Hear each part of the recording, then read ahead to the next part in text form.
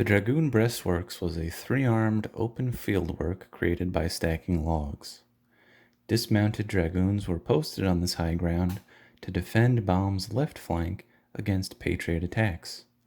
No entrenchment was possible on the hilltop given the shallow, rocky soil. As you drive up the road connecting the two parking lots, you're driving along the approximate course of one of these arms. There would have been low brush rather than trees to your immediate right at the time of the battle.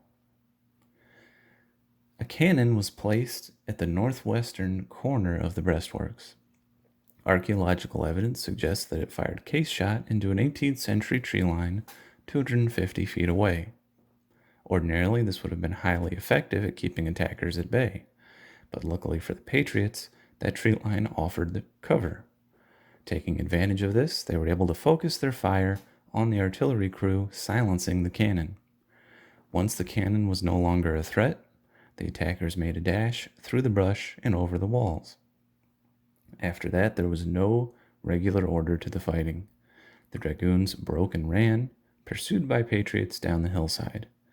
The Americans, lightly dressed, had an advantage over the uniformed defenders in this pursuit.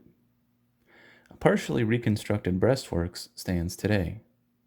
The historic structure would have been much longer and higher as well. It was completed not by the Germans who would defend it, but rather by loyalist work parties. Nichols and Herrick commanded 650 Patriot militiamen in total here, but it is not known exactly how many men defended the hilltop from this position for the crown. Whatever their strength, they were greatly outnumbered. Other locations in New York have been used as focal points to commemorate the battle, including a small park on the river flats operated for some time by a private trolley company.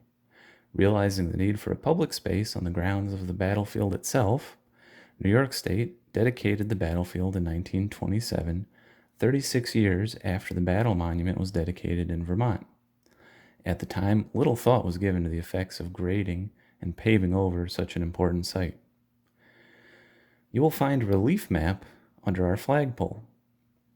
This map is correctly oriented to the cardinal directions, though visitors are advised to take some of its troop movements with a grain of salt.